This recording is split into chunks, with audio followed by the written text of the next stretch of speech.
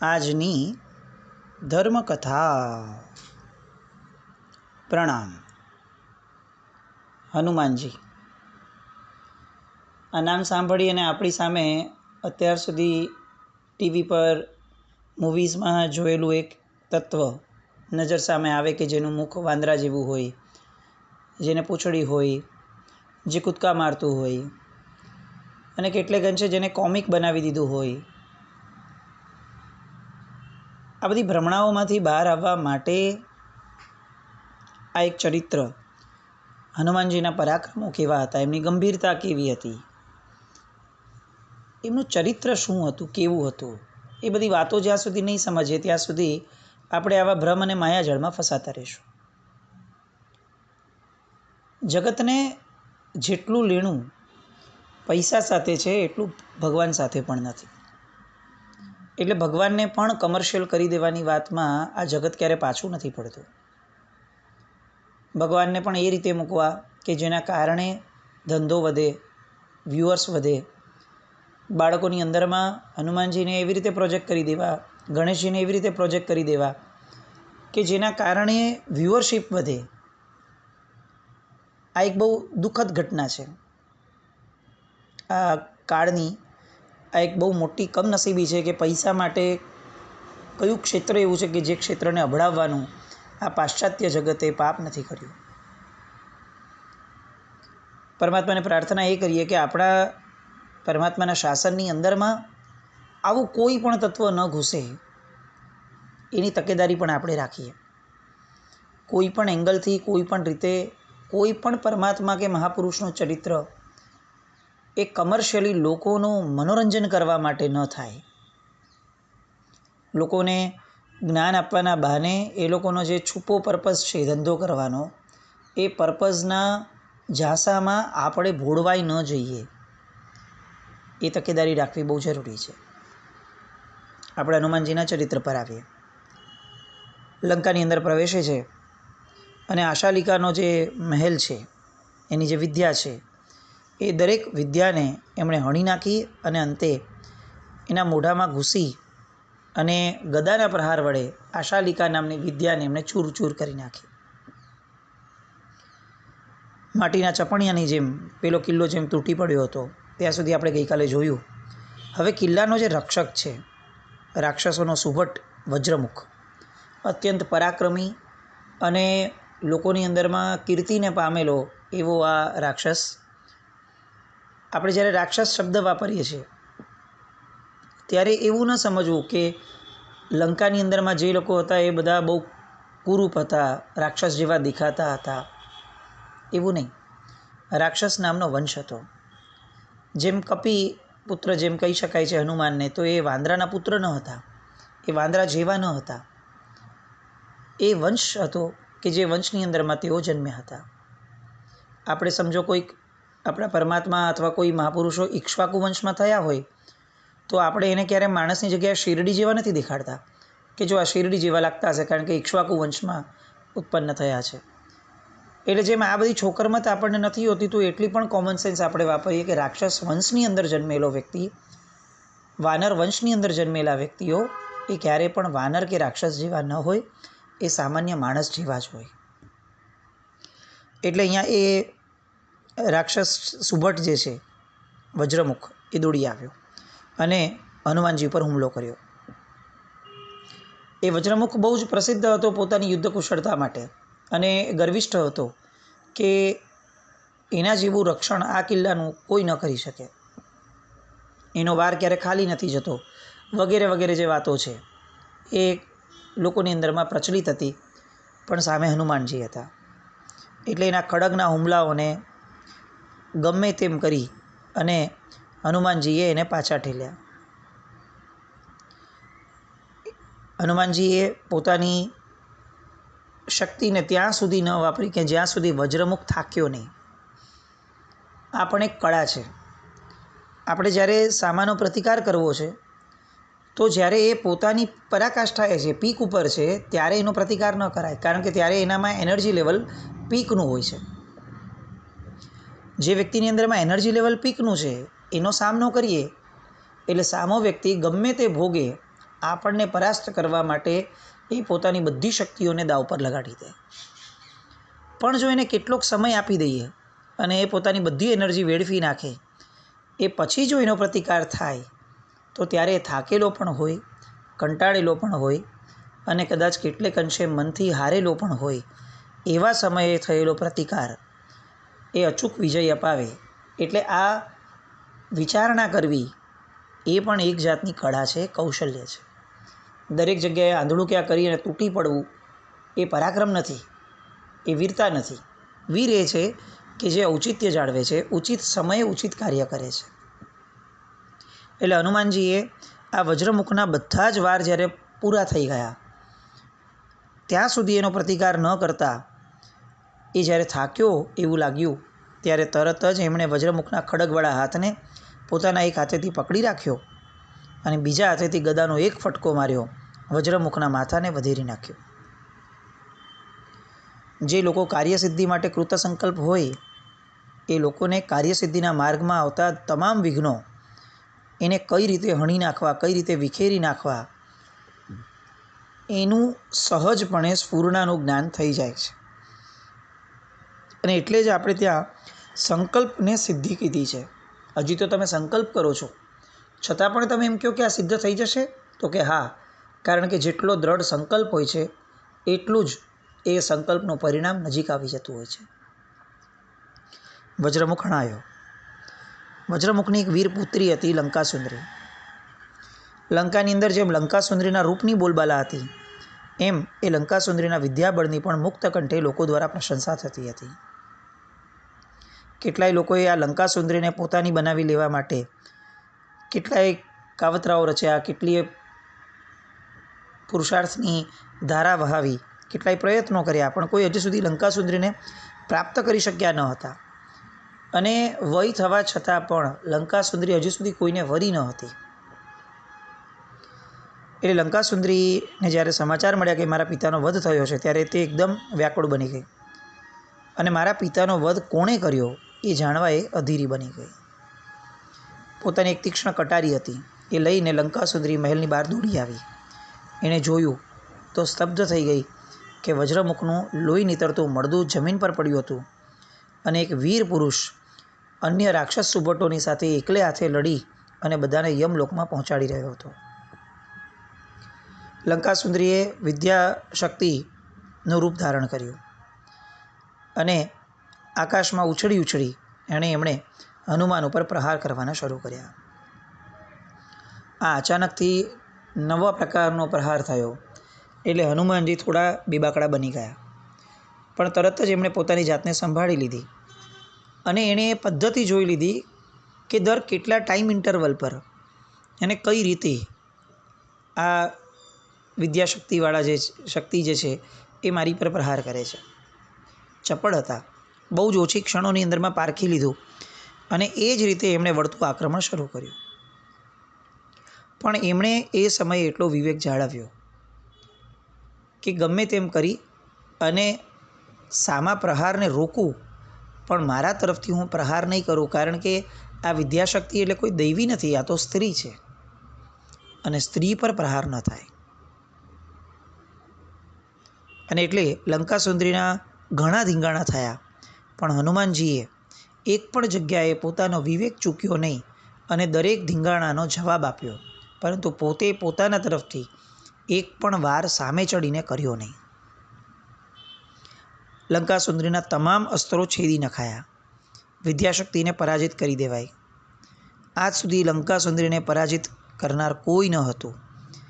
એટલે એની દૃષ્ટિ એકદમ વ્યવસ્થિતપણે હનુમાનજી ઉપર પડી કે આ કોણ હશે, અને એમના શરીર ઉપર એમણે દૃષ્ટિ કરી. બળ, બુદ્ધિ અને વિદ્યા આ બધા સિવાય પણ હનુમાનજીનું વ્યક્તિત્વ ખૂબ મોહક હતું અને લંકાસુંદરી એ આ આકર્ષક વ્યક્તિત્વથી મોહાઈ એને મનની અંદરમાં હનુમાનજી પ્રત્યે વાસના જાગી. સંસારનું આ કેવું વિચિત્ર સ્વરૂપ છે એનું આ દ્રષ્ટાંત છે. જેણે પોતાના સગા પિતાનું ખૂન કર્યું છે હજી હમણાં જ કેટલીક ક્ષણો પહેલાં, અને એ જોવાના કારણે જેના પ્રત્યે ધમધમતો ક્રોધ વરસ્યો છે, જેની ઉપર અનેક વાર કર્યા છે અને જેને પરાસ્ત કરવા માટે પોતાની બધી શક્તિ દાવ ઉપર લગાડી છે, એ જ વ્યક્તિ ઉપર મનમાં વાસના જાગે. આ સંસારની અનિત્યતાનું ભયંકર દ્રષ્ટાંત છે. યુદ્ધ ભૂમિ ઉપર સામા શત્રુ પ્રત્યે સ્ત્રી અને પુરુષ હોવાના નાતે વાસના જાગે, આવા દ્રષ્ટાંતો રેયરેસ્ટ રેયર ગણી શકાય.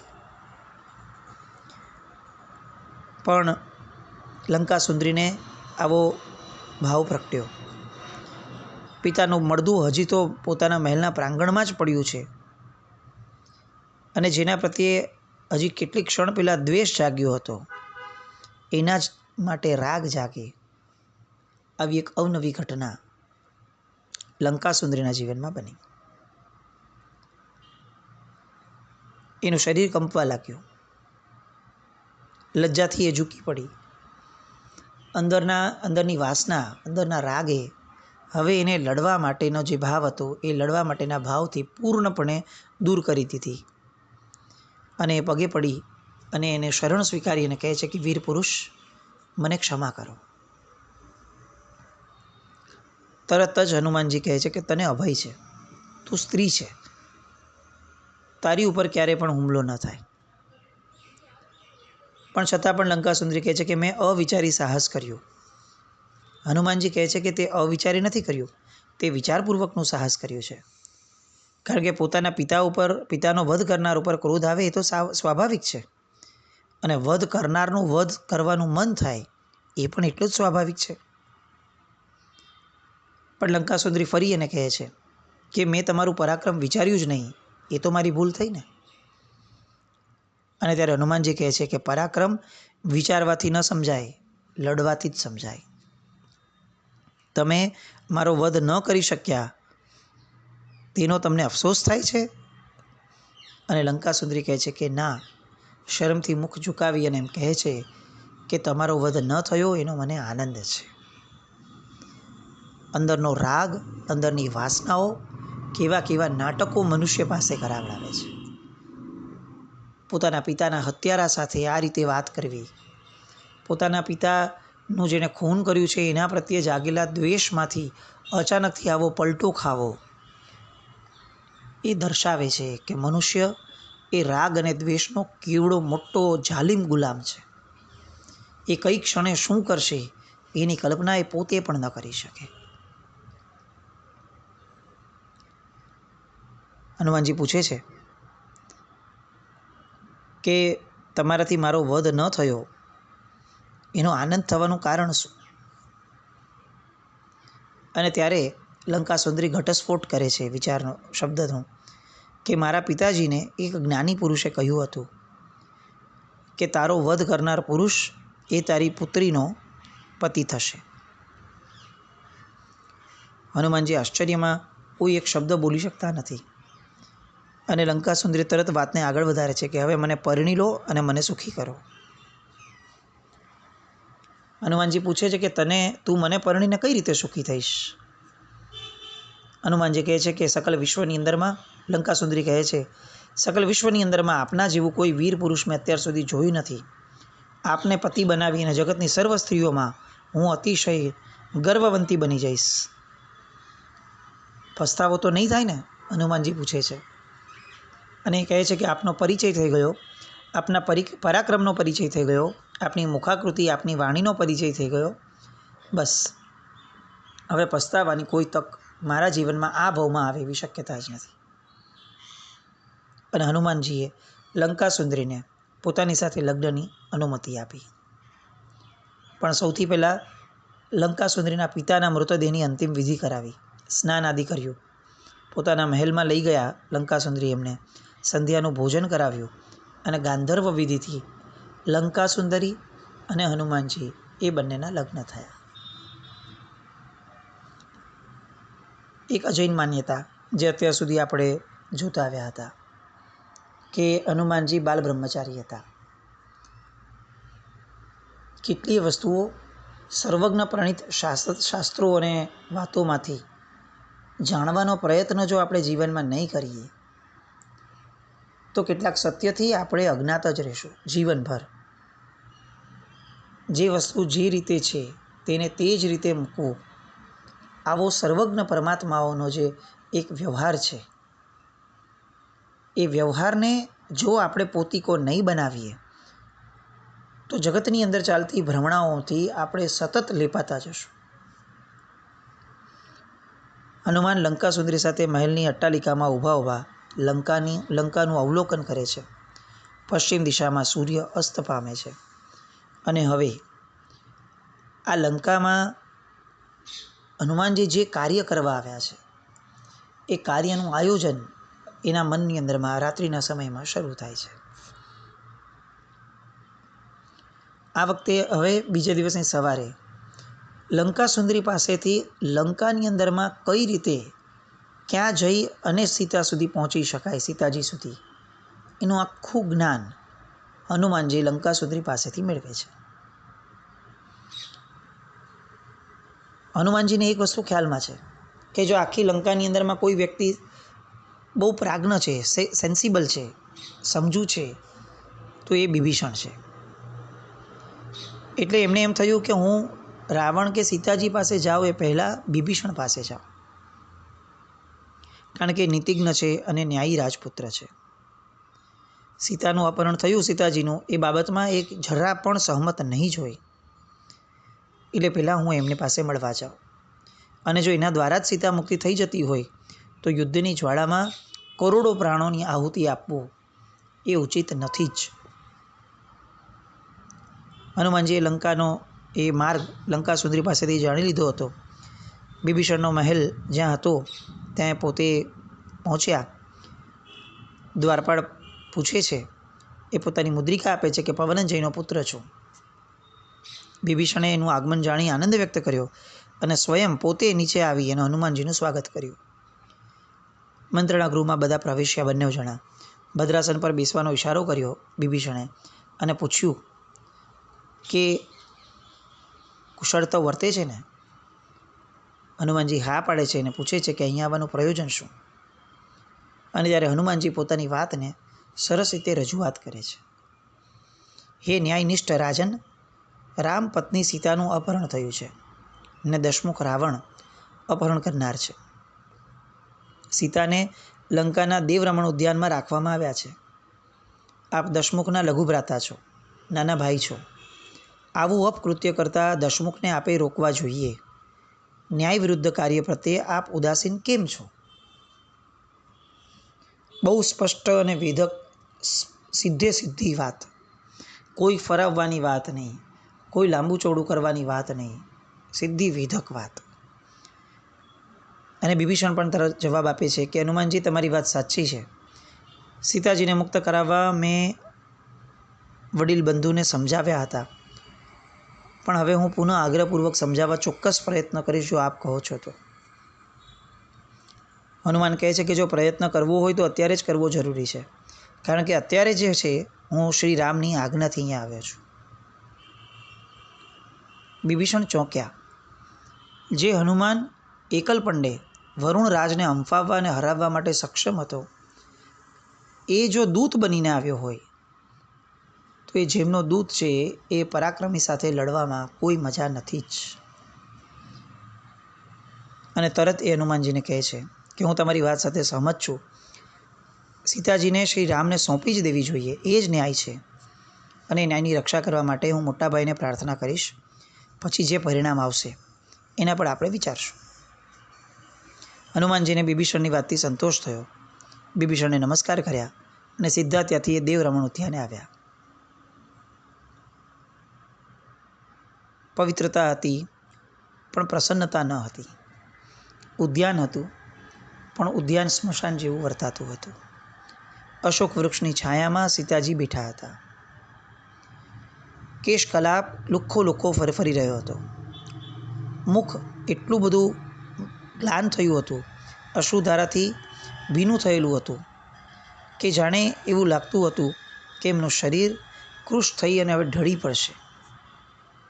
ઉષ્ણ નિશ્વાસ અને સતત સંતાપ. એના દ્વારા સીતાજી પૂર્ણપણે સુકાઈ ગયા હતા. પણ તેમ છતાં કોઈક નિસ્પંદ યોગી જેમ અવિરત ધારાથી પોતાના યોગનું સ્મરણ કરતા હોય એ રીતે રામ રામ રામ આ રીતે સીતાજી નામ જપી રહ્યા હતા. એમના વસ્ત્રો મલિન થઈ ગયા હતા, પણ એમને વસ્ત્રોની કે દેહની કંઈ જ પડી ન હતી. જાણે એમનું જે નામ પડ્યું હતું વૈદેહી એ અહીંયા સાર્થક થતું હતું. પોતાના દેહ પર કોઈ મમત્વ ન હતું. હનુમાનજીએ સૌ પ્રથમવાર વૈદેહીના દર્શન કર્યા અને એમના આંતરિક જીવન વૈભવને એમને વાંધ્યા. ખરેખર સીતા મહાસતી છે. એમનું દર્શન મનુષ્યને પાવન કરી દેવું છે તે નિશ્ચિત છે. અને એટલે જ સીતાજીના વિરહમાં રામ જે અસીમ કલ્પાંત કરી રહ્યા છે, જેનું મને પણ આશ્ચર્ય હતું કે આટલો બધો કલ્પાંત કેમ, આજે મને એનો ઉત્તર મળ્યો છે. એમનું એ કલ્પાંત ઉપયુક્ત છે. રૂપવતી અને શીલવતી નારી એ બંનેનો સુનિયોજિત સંગમ થાય અને એવી સ્ત્રીનો વિરહ એ કયો પુરુષને શોકાકુળ ન કરે. રામ જેવા રામ જે પિતાના વચન ઉપર રાજપાટ ત્યજી દઈ અને વન વગડે નીકળી પડ્યા હતા, માતા પિતા ભાઈ બધાનો સંગ ત્યજીને નીકળ્યા હતા, એવા નિર્મોહી રામને પણ એક સ્ત્રીના વિરહમાં આટલો બધો કલ્પાંત કેમ છે, એ વાતનો ફક્ત સીતાજીના દર્શનથી જ જવાબ મળી ગયો.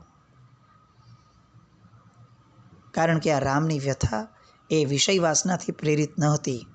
એ પતિનિષ્ઠ, શીલવતી, રૂપવતી અને પવિત્રતમ સ્ત્રી માટેની એ રાગ દશા હતી. અને એના પ્રતાપ અને ઘોર પાપથી રાવણે જે કર્યું છે એનાથી હવે કેવી દુર્દશા સર્જાશે એનો વિચાર એ હનુમાનને પણ કંપારી છોડાવી જાય છે. જો વિભીષણ મનાવે અને રાવણ માની જાય તો બહુ સારું, નહીં તો આ ઘમંડી રાવણ એ રીતે અંધારી રાતના વીજળીના ચમકારાની જેમ આ જગતમાંથી વિદાય લઈ લેશે કે કોઈને ધ્યાનમાં પણ નહીં રહે કે આવું કંઈક હતું. એટલો ભયંકર નરસંહાર હવે નિશ્ચિત થઈ જશે.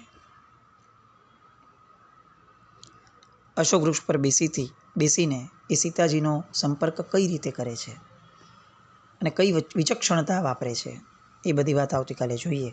જીના આજ્ઞાવૃત્ત કંઈ પણ બોલાય તો મિચ્છામિ દુક્કડમ જૈનમ જયતિ શાસનમ.